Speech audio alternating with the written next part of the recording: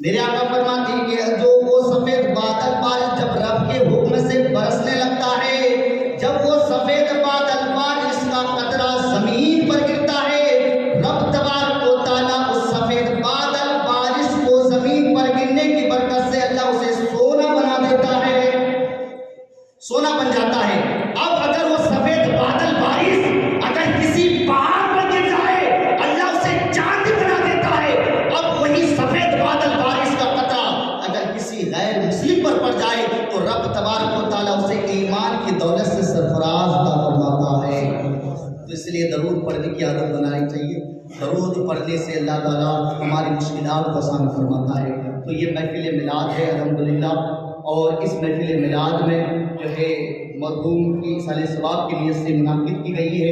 ہم دعا کرتے ہیں کہ اللہ تبارک و تعالیٰ اس محفل پاک کی برکت سے اللہ تعالیٰ مرحوم کی درجات کو بلند و بالا عطا فرمائے۔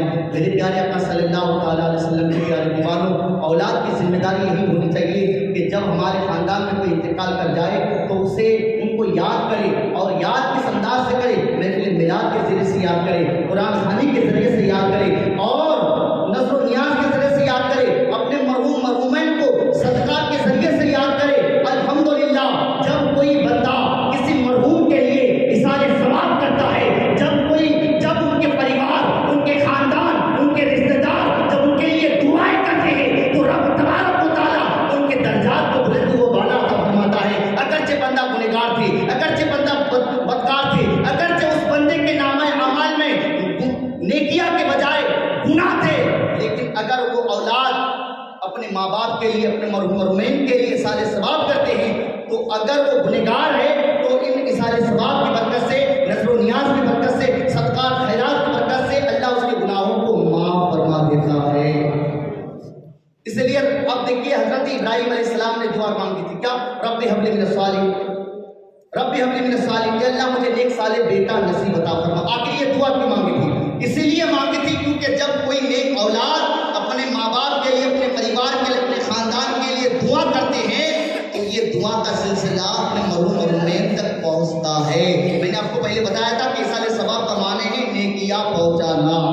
تو جب ہم کوئی نیکی کرتے ہیں اور کسی مرحوم کے لیے اصال ثواب کرتے ہیں تو یہ اصال ثواب یعنی یہ نیکیاں اس مرحوم تک پہنچتے ہیں۔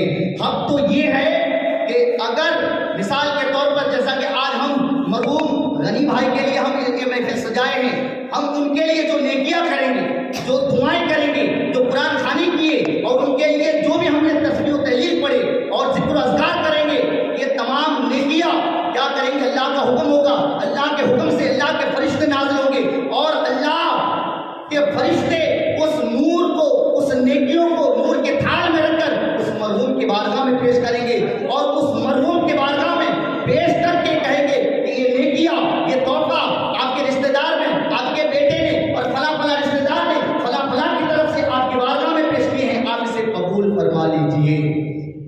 تو میرے دوستوں بزرگوں، باتیں تو بہت ساری ہیں، تو اس لیے جو ہے آپ اپنے مرحومین کو یاد کریں، اور اس دنیا یہ چھوٹی سی زندگی ہے، اس زندگی کا کوئی بھروسہ نہیں۔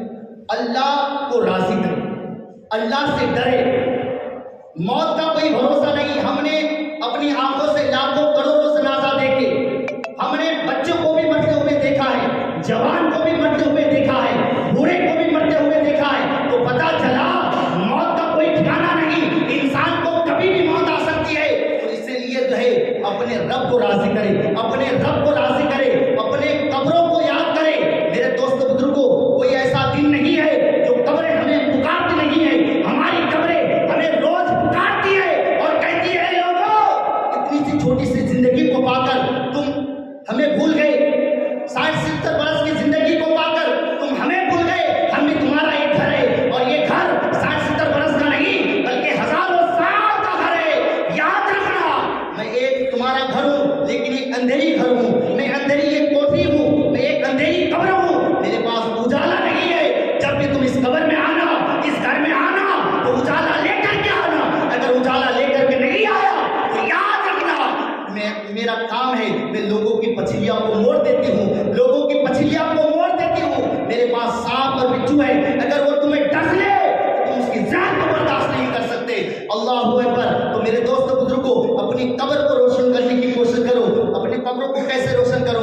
اللہ کو یاد کرو، اللہ کی فرما برداری کرو، حضور صلی اللہ تعالیٰ علیہ وسلم کی زندگی کی طور طریقے کو اپناؤ، میرے آقا کی سنت پر عمل کرو، حضور کی بارگاہ میں زیادہ سے زیادہ درود پڑھو۔ انشاءاللہ جب ہمارا یہ عمل ہوگا تو انشاءاللہ ہم جانے سے پہلے ہماری قبر کو روشن کر دی جائے گی۔ اس لیے شاعر فرماتے ہیں سجا لو اپنے دامن میں درود پاک کی جگنوں، اندھیری قبر میں ہم کو اجالوں کی ضرورت ہے، اندھیری قبر میں ہم کو اجالوں کی ضرورت ہے۔ میں دعا کرتا ہوں کہ اللہ تبارک و تعالیٰ اس محفل پاک کی برکت سے مرحوم کے درجات کو بلند والا فرما۔ السلام علیکم و رحمۃ اللہ تعالیٰ۔